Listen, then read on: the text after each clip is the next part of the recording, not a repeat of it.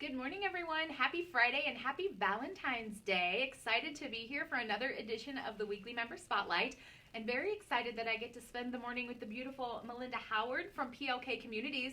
I asked her, I don't know, it's been a few months ago now, if she'd be my Valentine today, and she agreed. So I'm very excited to sit down and have this weekly member spotlight. Before we get started, though, I wanted to make mention next week it's the State of the Industry address with our friend Mr. Dave Lockard at the Oasis Conference Center. I know we still have limited space available, but if you haven't registered and you would like to attend, give Nancy a call here at the GCNKAA office and we will get you registered. You don't want to miss this event.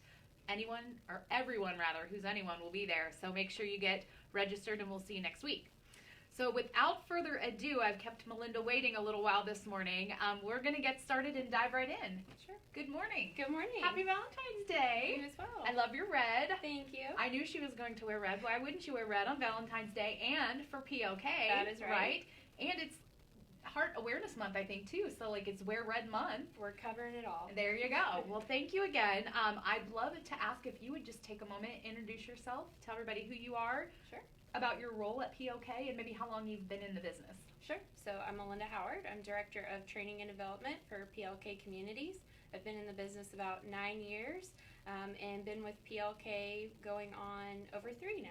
Oh, wow. So I loved reading your interview questions that you sent to me, but I'm super excited to share your story with everyone. Tell us a little bit about how you got into property management. Sure. So when I moved up to Cincinnati after college, I was looking for an apartment, of course. I fell in love with the property Waterford Place in Loveland, and my leasing consultant was Allison Nicely. She was in the industry for quite some time, and I think a few people in Cincinnati know who she is. But fell in love with her, and she, of course, leased me my apartment, and through the whole time I was living there, she kept pushing, trying to recruit me, and finally put in my resume, and the rest is kind of history from there. I love those kinds of stories, and it's always so funny when you're renting an apartment and you get sucked into the business and you just stay forever. It was probably before you went to Waterford Place, but first of all, I used to work at the Orchard of Landon, so Waterford was always one of our biggest competitors, and I loved that property because it was the original multicolor paint scheme, and I always just thought it was so cool. And then Tessa Braun went to work there when she left the Orchard of Landon, and so I always kind of followed her career through that. So Waterford always had a little special place in my heart in that area of town. So I loved reading that. Having been in the business, and I want to ask you one question, and then I'm going to ask you to share your favorite story. Sure. But how did you evolve from being on site to being in the role of Director of Training and Development? Well, it was a little bit of a long journey, lots of moves within, but I worked out on site and took a few risks where I moved around being a property manager, getting a lot of promotions and getting bigger sites and having just more managerial teams, bigger teams, and it came down to when I finally circled back to Cincinnati. The company I worked for asked me to go into a director of systems Director of Business Systems, to be correct, but it was more of going out, training the sites, doing audits, doing all of the system platforms, and just making sure that they really worked with our policies. And then from that role, PLK asked me to join in the same kind of capacity, and we just had some evolution last year where we decided it made more sense for one person to head all of the training. So then I brought in sales under my camp, and so now it's evolved from Director of Business Systems to a Director of Training and Development. So now I have that sales and systems component to look over and oversee. That's really exciting, and I was talking to you offline about how wonderful I think it is to have someone who's been in the field and been on site and been the front line doing all of the training, and Absolutely. That's not the way it always works, Right. For years, our company even had someone who hadn't been on site being in that training role, and that's, I don't think, as effective as having someone who's actually rented apartments and been the property manager and kind of done all of the work at the site level, so that's cool. Right. And I know PLK's had a lot of really exciting changes going on, and y'all are building and developing and acquiring, so you've got your work cut out for you. It's a lot, yes, and to go back to being on site, that's one thing that I advocate for our teams all day long, because knowing going into that training role, you know expectations, you know what's realistic, and to ask of your people, and you already ask so many things, so to introducing anything, you have to be really cognizant of it. And I think to be very successful in that role, you have had to walk the walk that everyone goes through that you're training. Absolutely. So what do you like about being at the corporate level versus being on site, or vice versa? What's kind of been your favorite piece of both roles? Sure. So I actually love both roles. I think there's more of when you are at corporate, you are less, I would say, interrupted. So that is nice. But I miss the hustle and bustle, the being busy, up and down from your desk. So I think it is a give and take. And when I feel like, I've just been stuck in this desk, behind this desk, I need some people interaction. I love to get back out on site, and every time that I'm with any of our team members out on site, when they always just say, "Thank you so much for taking this time," I'm like, this is the part that I enjoy. This is my favorite part of the job. Sitting behind a desk at the corporate office answering emails is not my favorite part of the job, but the good thing about that is that you get to be a little bit more uninterrupted when you're sitting at a corporate office. So there's give and take to both. That's right. I agree with you. What's one of your most memorable property management stories? So there's so many that comes to mind, especially being in the industry for a few years. But the one that stands out in my mind is when I first moved to Houston. It was my first time being a property manager, and I took this risk to go down to Houston, and I'll never forget, our maintenance supervisor came in and said to me, we have a problem. Houston, we have a problem. Houston, we have a problem. Our sewer lift station is broken, and I'm like, so I don't know what that means. Help me understand.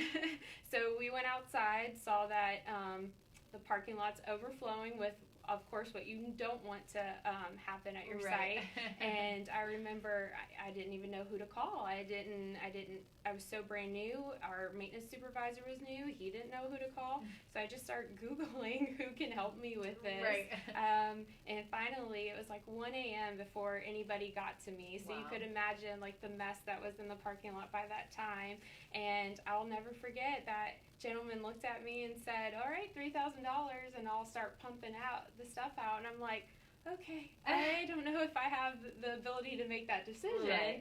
And I knew I didn't. But what do? It took me all day to even get him there. So I'm just like, all right, go for it. I mean, I can't have this situation. And I'll just never forget. He pumped it out, looked at me, was like, all right, I'll be back in the morning. And I'm like, are you sure? Are you sure you're going to be back in the morning because you didn't fix it?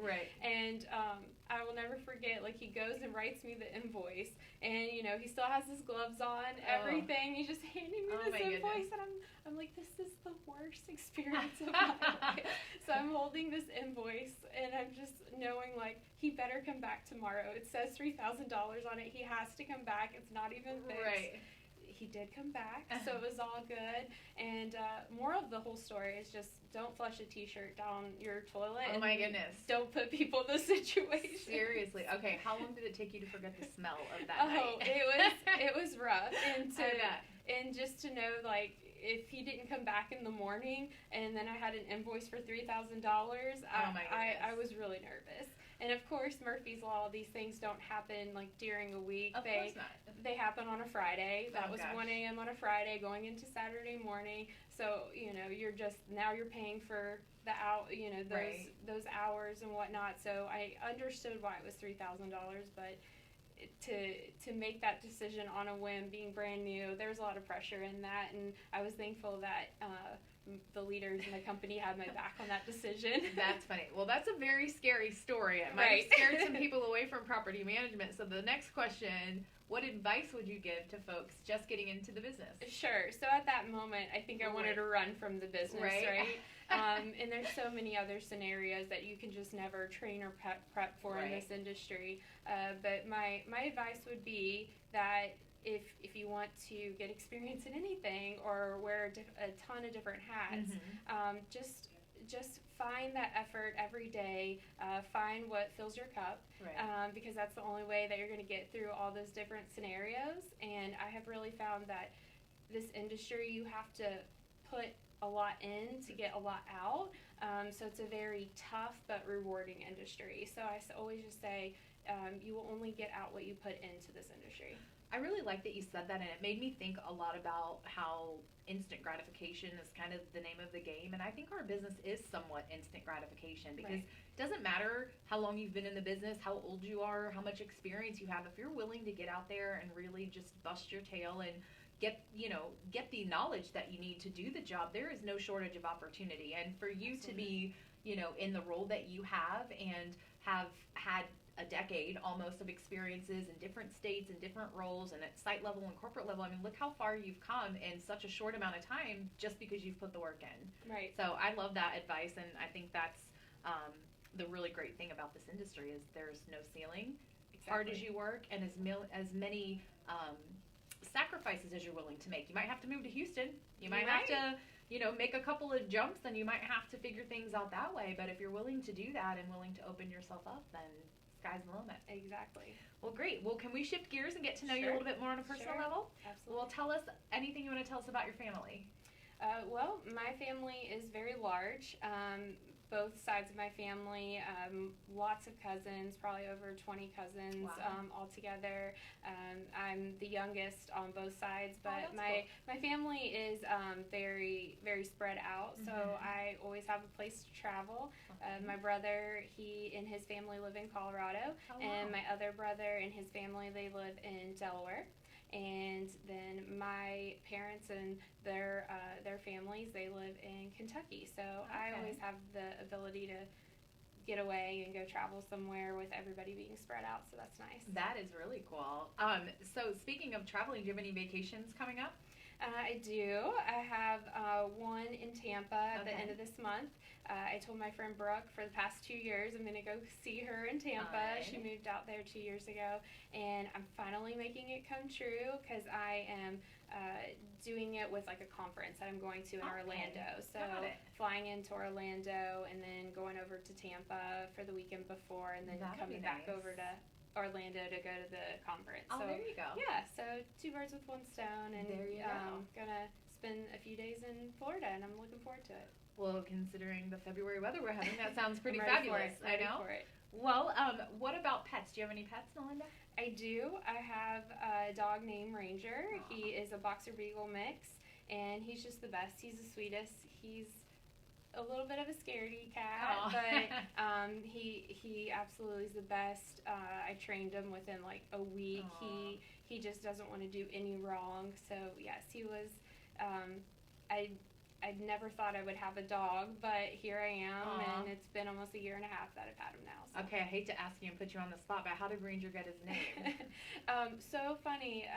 When a girl from my high school had found him, and my whole plan was, I'm going to help give this dog up for adoption. I want to find it a home, and through that process I just fell in love with him, so it was absolutely a fail to try to surrender him to a foster, but when I told the girl who found him from my high school that I was keeping him, she said, you're going to keep Ranger. And I was like, like my brother was in the Army, Ranger. Cool. Like, I was like, I love it. I'm going to keep it because I hadn't named him yet. And she's like, no, Power Rangers. My son named him after the Power Rangers. And I'm like, that works too. We're going to go with it. I like that. That's very funny. Well, in my mind, because I'm going to ask you about your favorite book coming up, there was a very popular series of books called the Stephanie Plum novels, and the main guy was Ranger, and I was like, I wonder if she knows that. And it's been a few years, so it's not as popular, but they made a movie. I think Katherine Heigl was in it. Oh, okay. But I was like, I wonder if that's how she got her name for her puppy. But I love to know that. And that's a good way. Power Rangers are cool. They're coming back again. Yep. All right. Well, what about book? Have you read any good books lately? Yes. The last one that I read, more geared towards work, was Dare to Lead by Brene Brown. Mm-hmm. Love that book.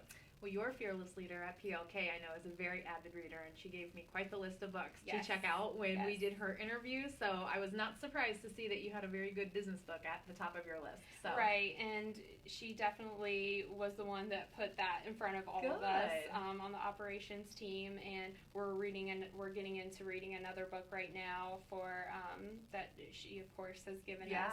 I do read a lot of personal books outside, but nothing of any kind of anything I want to quote and share.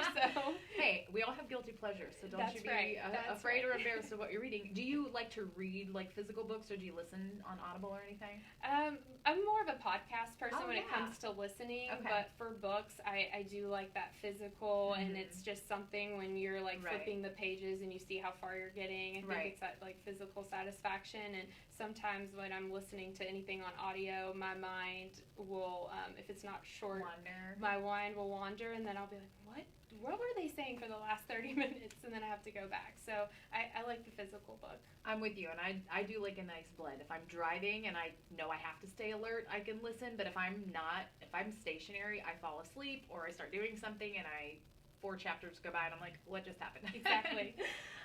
Well, what do you like to do in your pastime?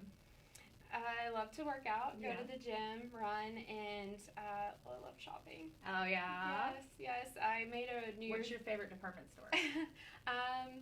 I do love Macy's, but I'm an Express girl through and through. Yeah. But I did make a resolution this year that anytime I felt the need to go shopping, go to the gym instead. So hey, that's a great resolution. It's better for this, it's better for my wallet. So. Although it makes shopping fun when you when you feel good and everything fits right. That could come back to bite you, Melinda. Let me know. Keep me posted. I didn't think about that, but you make a good point. That's right.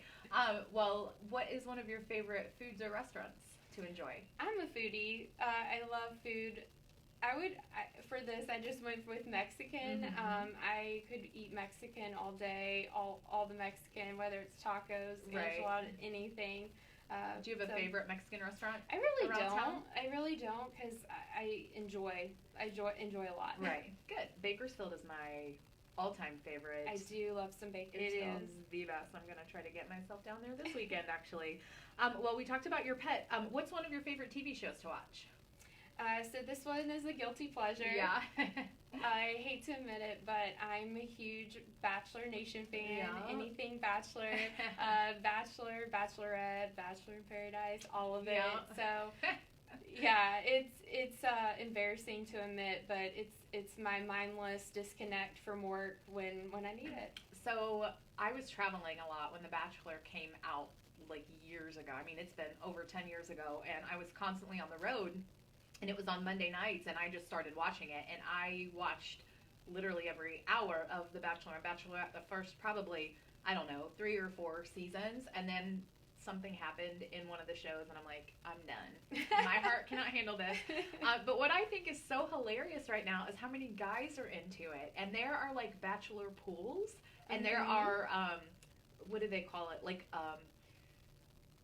the draft. They do drafts and stuff. It's so funny. And Barstool Sports makes a very funny thing about it. And actually, one of my area directors admitted that he and all of his guy friends do a Bachelor draft at the beginning of the season, and then they watch it with their girlfriends and wives and whatnot, and they're just as into it as anyone. Oh, that's hilarious. But yeah, so, there's a lot that surrounds it, and it's addicting. Once you start and you get to know the characters, and they start on the other spin-off shows, I just can't let it go. I got very emotionally invested in the very first time it was Jason and Melissa way back when, and he proposed to Melissa and then said, I made the wrong decision, and went back to the other girl, and I don't remember her name, but they're like still married and have kids, and that's happened again recently. It devastated me. I was like, I cannot do that. I cannot invest emotionally in this show anymore after that.